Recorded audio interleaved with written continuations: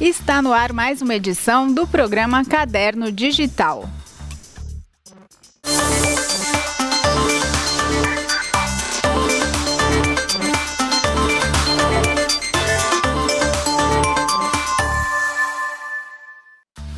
Caderno Digital começando, nosso programa de entrevistas da Rede TV Tech em parceria com a TV Câmara de Jundiaí. Lembrando que aqui as nossas entrevistas trazem informações, prestação de serviço também, variedades, curiosidades e que o nosso conteúdo dessa parceria da TV Tech, TV Câmara, está todo nas mídias sociais. Você procura a TV Tech Jundiaí e encontra lá bastante vídeo, foto, muita informação. Hoje a gente vai falar sobre o Clube de Criadores de Canários de Jundiaí. Quem está comigo é o presidente Wagner Canhace. Wagner, obrigada pela presença, por estar aqui com a gente hoje. Um grande prazer estar aqui, podendo divulgar um pouco o Clube de Criadores de Canários de Jundiaí, que é um grande clube em termos nacional, e também divulgar um pouco mais a ornitologia, esse hobby sensacional que a gente tem à nossa disposição.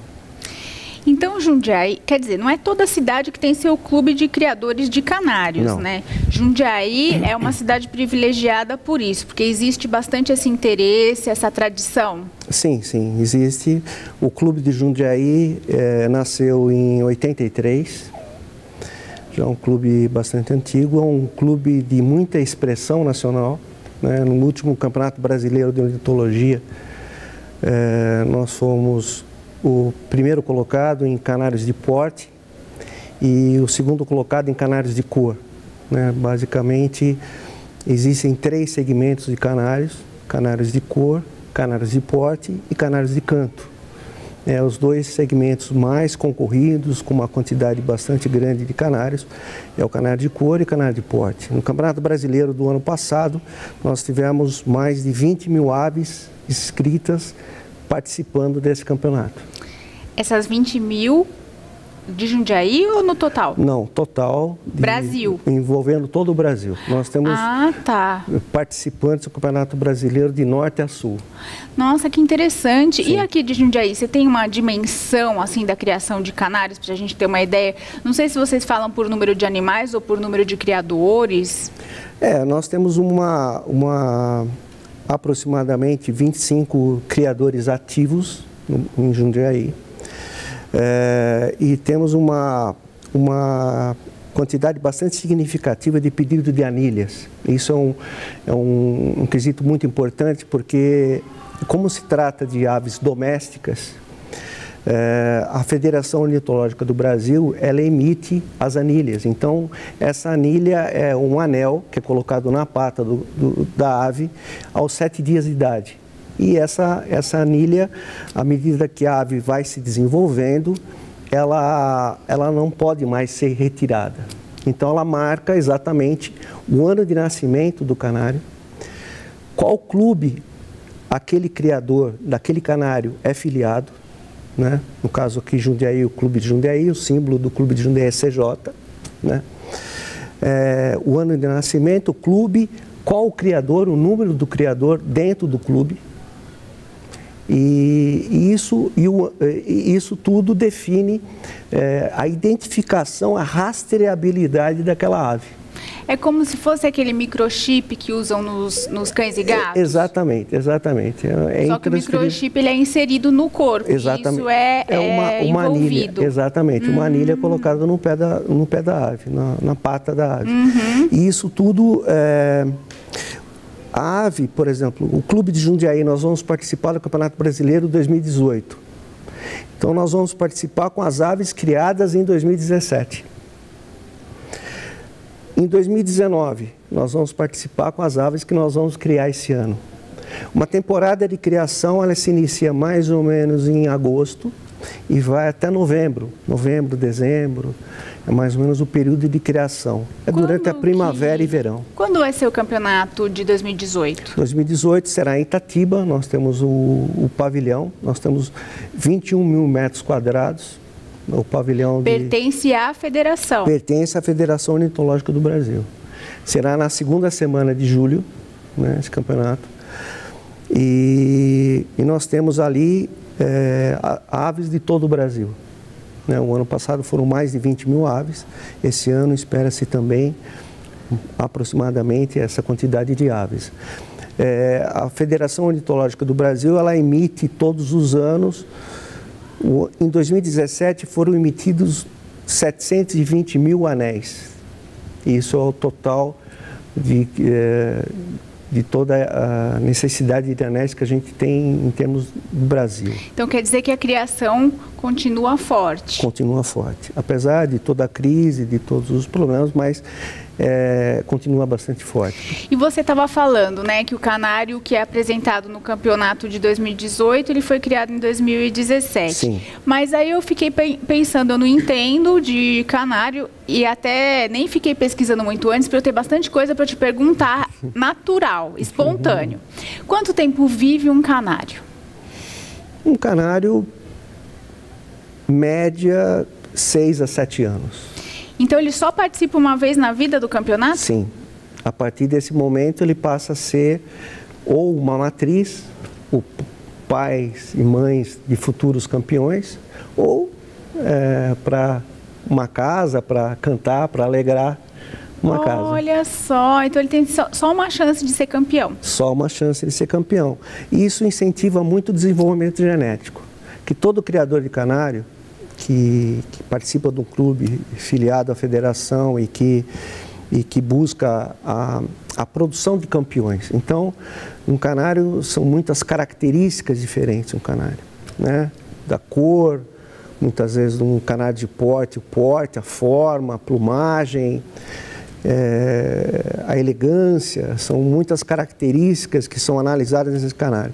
Então, logicamente, a necessidade de um desenvolvimento genético, de agregar esses padrões de qualidade ao patrimônio genético da ave. Então, todo criador de canário, ele está muito focado na melhoria genética de suas aves. Então, essas aves que têm essa qualidade genética,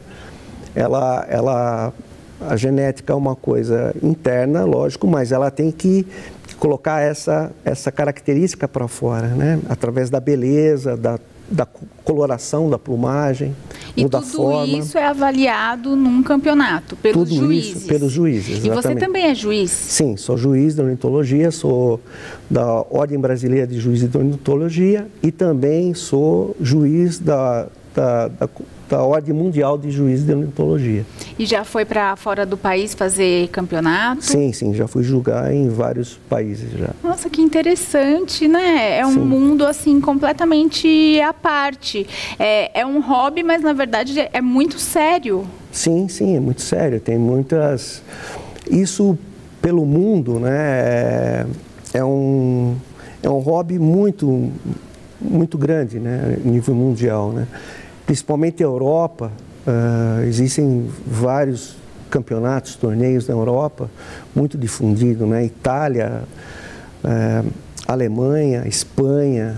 E tão sério também porque envolve muito dinheiro, tem canários caríssimos os campeões? Sim, mas envolve logicamente um campeão, tem um valor bastante grande, mas o maior valor, na verdade, acaba sendo a satisfação de criar um campeão, de fazer um campeão.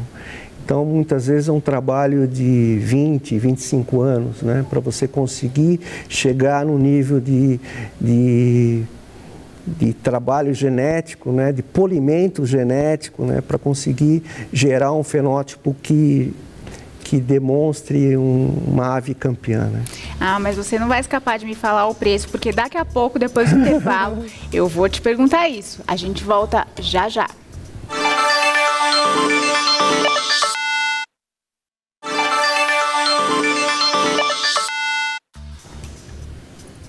Caderno Digital de volta depois do intervalo. Hoje eu tô com o Wagner, que é presidente do Clube dos Criadores de Canários de Jundiaí. E o Wagner estava me falando da importância que tem a satisfação de você conseguir ter um canário campeão num evento grande.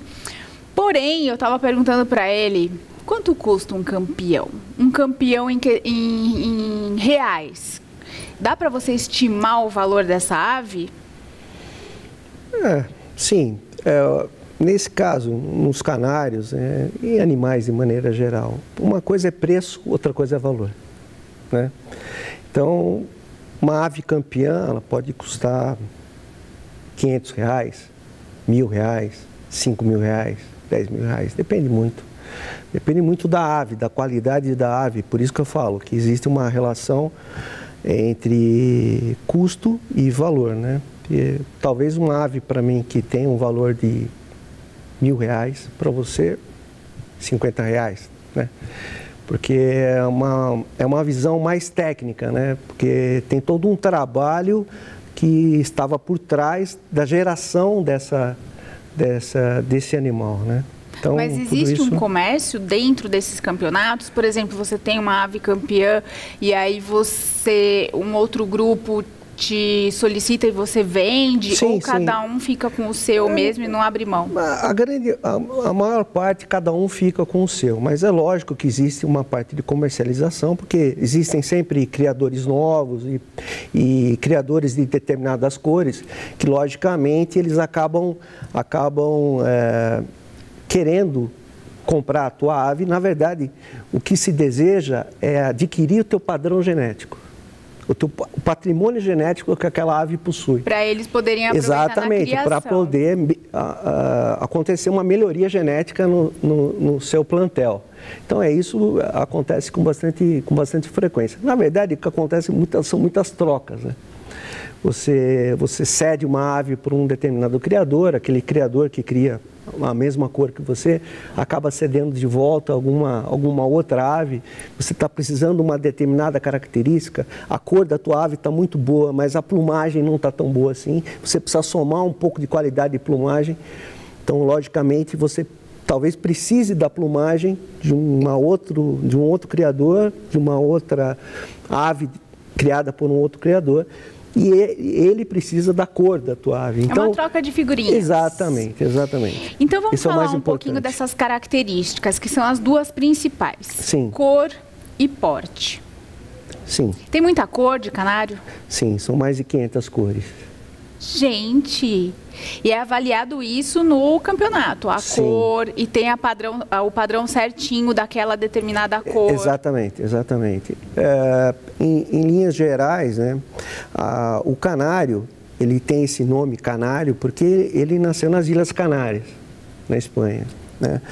E se fala muito canário do reino, porque o canário ele começou a ser domesticado, né, dentro dos reinos, na época das navegações anteriores a 1500. Então, as primeiras aves capturadas em 1480 e alguma coisa que aconteceram, essas aves eram capturadas nas Ilhas Canárias e rapidamente elas se adaptaram ao cativeiro. Então começaram a acontecer as primeiras mutações em função da mudança da alimentação, e também começaram a acontecer os cruzamentos entre as aves e as famílias, e se obteve mutações. Então, o canário amarelo, o canário branco, mas depois isso foi evoluindo. Então, basicamente, os canários de cor se dividem em duas grandes famílias, que são os canários lipocrômicos, que só tem lipocromo, o branco, o amarelo, o vermelho, e os canários melânicos, que além do lipocromo, que fica na plumagem base, eles têm também a melanina. E são 3 tipos de melanina: a melanina negra, a eumelanina negra, a eumelanina marrom e a felmelanina. Então, isso tudo que produz essa quantidade de cores diferentes de canários. Nossa, então assim, os mais famosos são o amarelo, né? Que até falam seleção canarinho, por conta da camiseta amarela da seleção brasileira. O branco, que foram os primeiros e são os mais comuns. E essas outras variações são pela manipulação genética, pelas mudanças genéticas. Exatamente. E aí você tem verde, azul, com 2 cores ou mais. Exatamente. No mesmo animal? Na mesma ave. Na mesma ave. Então, por exemplo, existem os oxidados, os diluídos, em termos de os melânicos, né? E isso tudo distribuído dentro dessa variedade. É riquíssimo isso porque você pode criar um determinado macho de uma determinada cor e uma fêmea da mesma cor e obter um filhote que não é da mesma cor. Daí já entra aquelas aulas de genética da escola que eu ficava louca, só que era do XX, o Y, não sei. Imagina do canário, então. Melhor você nem me fala que eu vou ficar doidinha aqui. Mas tem um sentido muito, muito importante em tudo isso, porque não deixa de ser, o canário não deixa de ser uma terapia ocupacional, né? Porque o meu pai tem 83 anos. Meu pai é uma pessoa que dedica o dia dele todo aos canários, né?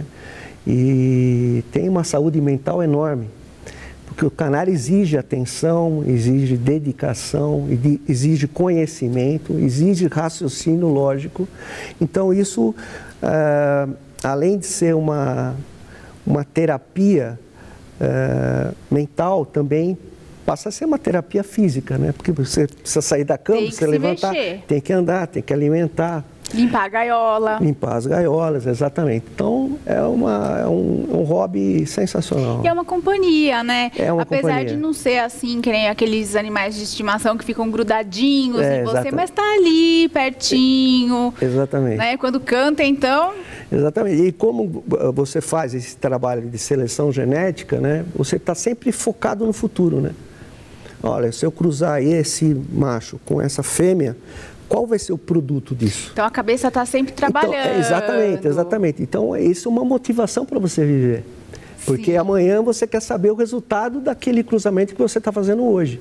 Então você tem motivo para estar vivo amanhã. Para poder ver o resultado do seu trabalho. Você tem aquela expectativa. Exatamente, exatamente. Muito legal, hein? A gente vai chamar o intervalo agora ou tem mais um tempinho? Vamos para o intervalo então, que daqui a pouco a gente vai falar de mais alguns aspectos dos canários no caderno digital. Até já!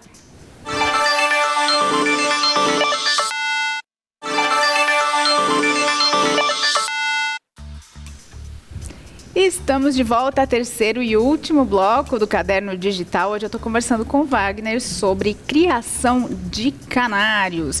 A gente já falou bastante sobre a cor, né? Afinal, são várias cores, centenas de cores. E agora a gente vai falar de porte. O que é um canário de porte? O que se avalia no porte do canário?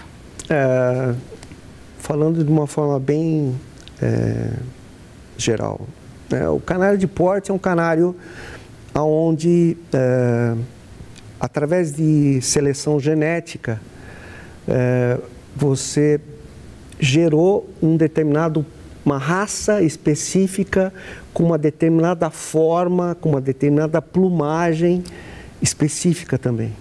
Isso inclui aqueles que têm um cabelinho assim, espetadinho? Sim, são os canários de topete. Ah, eu acho lindo isso. Muito bonitinho. Isso não é a natureza do início da origem do canário, foi criado? Não, foi criado. Todos os canários tiveram origem lá nas Ilhas Canárias. E aí eles não tinham topete? Não tinham topete, não tem nada disso. É através da seleção genética que foi desenvolvido essas aves. Então, existem centenas de canários de porte diferentes entre si, né? A cor também é algo que afeta, porque você tem uma plumagem melânica, ela tem uma constituição um pouco diferente de uma plumagem lipocrômica. Então, mesmo num canário de porte, mesmo numa determinada raça, você tem os canários sendo julgados em classes diferentes pelo fato dele ser um canário de porte melânico ou um canário de porte lipocrômico. E até os pintados também existe uma diferenciação entre os pintados. Isso tudo para favorecer o desenvolvimento genético. Porque se você tem um determinado canário de porte melânico, por exemplo, onde o o melânico tem uma vantagem sobre o lipocrômico, se só o melânico vencer, você vai ter uma inibição na criação do lipocrômico e consequentemente, um aumento grande na criação dos melânicos. Então, por isso que foi aberto as classes, né, entre lipocrômicos, melânicos, pintados. Exatamente, para você motivar o desenvolvimento genético para todas essas cores. Para não perder um desenvolvimento legal que já tinha sido atingido, por exemplo. Exatamente, né? Exatamente. Agora, os de canto, todo canário canta? Todo canário canta. Normalmente quem canta é o macho. A fêmea, ela faz um piado, né? Mas quem tem o canto desenvolto mesmo é o macho. E ele tem um horário certo para cantar? Ou ele pode cantar a qualquer hora? Não, a hora que quiser. À noite, normalmente no escuro, ele não canta, ele repousa. E de manhã, você acendendo a luz da lavanderia ou de onde esse canário estiver, você vai ter o canto do canário. Então, agora me tira uma dúvida que eu já ouvi falar, mas eu não sei se é verdade. Que alguns criadores utilizam CDs, hoje em dia deve ser MP3, né? Sim. Que as coisas vão evoluindo, para deixar a ave escutando sim, aquela cantoria e pegar o ritmo. Exatamente, para aprender a melodia, né? Porque todo canário, são vários canários de canto também, vários tipos diferentes, o timbrado espanhol, por exemplo. Hoje em dia deve ser Spotify, né? YouTube. Mas e aí? E funciona? Funciona. Para alguns canários de canto, eu não sou especialista em canto, mas eu sei, conheço um pouco. Para alguns cantos, esse CD, um MP3, alguma coisa assim, ele aprende através disso. Outros canários precisam de um mestre. Por exemplo, um timbrado espanhol precisa de um mestre. Ele precisa ver o outro canário cantando para poder cantar de uma igual, né? Nossa, que inteligência! Cada um aprende de um jeito particular. Exatamente. Também foi desenvolvido para determinados fins, né? Um canário Haas, por exemplo, que é um canário de canto, ele foi desenvolvido na Alemanha para descer para as minas de carvão juntamente com os mineiros, porque ele tem uma percepção a gases tóxicos muito mais refinado que o ser humano. Então eles levavam essas aves para as minas e se percebiam que ele parava de cantar ou ficava um pouco sentido com aquele ambiente, é porque existia algum tipo de gás no ambiente. Então imediatamente os mineiros pegavam as suas aves e saíam do local. Foi assim que foi desenvolvida uma raça de canto, por exemplo. Bem interessante, deve ter muita história bacana para conhecer. E no site da federação a gente encontra algumas curiosidades? Sim, nós temos o site, fob.org, e nós temos também no Facebook, FOB. E tem daqui do Clube de Jundiaí também no Facebook? Não, no Clube de Jundiaí ainda nós não temos o Facebook, vamos colocar esse ano. E como vocês fazem? Vocês se encontram sempre, os criadores? Nós temos os encontros da nossa série, fica na Vila Alvorada, todas as quintas-feiras, às 7h30 da noite. E vocês aceitam criadores novos? Por exemplo, Sim. Alguém que assista a nossa entrevista e fala assim, poxa, tá aí. Quem sabe eu vou me dar bem, vou ser feliz criando canário. Sim. Pode te procurar? Sim, pode me procurar pelo meu e-mail ou se não pelo meu telefone celular, pelo WhatsApp. E nós inserimos essa pessoa imediatamente no nosso grupo de WhatsApp e lá nós temos várias discussões técnicas sobre os canários, sobre as aves. Nós vamos convidá-lo para participar da nossa reunião e se tiver interesse, também visitar alguns criadores, que é muito interessante, visitar para ver como a coisa funciona. É um hobby extraordinário, é fantástico. E é bem saudável, né? Muito saudável. E tem mulher que cria também? Porque a gente vê mais homem que gosta de criar pássaros. Sim, existem várias mulheres que criam. A minha filha é uma criadora de canário. Ah, é? Mas ela deve ter sido incentivada pelo pai. Sim. Acho que já cresceu vendo, né? Sim, a terceira geração. Então, existem várias mulheres. Nós temos 2 mulheres que são juízas de canário, de cor. Então, existe um público, é um hobby que envolve toda a família, né? Então, nos eventos que nós temos no clube aqui em Jundiaí, a minha família toda participa. Nos eventos que nós temos na Federação em Itatiba, a minha família toda participa. E conhece as outras famílias. Conhece as outras famílias. Nós temos amigos no Brasil inteiro, tenho muitos amigos espalhados pelo mundo. Não existe uma grande cidade que eu vá viajar, ou para julgar, ou para trabalhar, ou qualquer coisa assim, que eu não tenha uma pessoa para contatar para falar um pouco sobre canário. Então, uma rede que envolve o mundo todo e você tem amigos espalhados pelo mundo todo. Esse é um hobby muito interessante, porque existem padrões. Esses padrões que nós acabamos de falar é um padrão que nós adotamos aqui no Brasil, mas é o mesmo padrão adotado pelo mundo todo. Então, logicamente, quando você fala sobre qualidade das aves e tudo mais, você fala sobre qualidade, sobre o mesmo tipo de padrão no mundo todo. Então, você tem assunto para falar com todo mundo. Muito interessante, né? Sim, com certeza. E esses animais são muito bem tratados, né? Para quem, às vezes, tem gente que é contra a criação em cativeiro, sim, mas eles são, acho que, mais bem tratados que muita gente. Sim, sem dúvida. A ração, uma ração balanceada, sementes esterilizadas, tem todo um trato para que ele possa ter a saúde necessária para que você possa tê-lo, principalmente visando o bem-estar animal, né? Porque quem cria ama o animal. Sem dúvida nenhuma. Sem dúvida nenhuma. E até quando um morre, que acontece, né? Como todos os seres vivos, vocês também sofrem, né? Claro, sem dúvida nenhuma que existe um sofrimento e acontece a maior parte da mortalidade acontece em função da idade da ave, né? Ela vai envelhecendo e, consequentemente, acaba morrendo. Mas nós temos exames fezes, por exemplo, para prevenir doenças, para verificar se existe alguma doença, algum tipo de problema, por exemplo, verme, qualquer coisa desse tipo. Existe feito todo um trabalho preventivo, né, para ter uma ave saudável. Muito legal. Daí, para quem não conhecia muito sobre canários, como eu, o Wagner já deu boas informações. Wagner, muito obrigada pela sua participação. Foi um prazer. Obrigado pela oportunidade. E a gente vai ficando por aqui. Eu te espero na próxima edição do Caderno Digital. Até lá!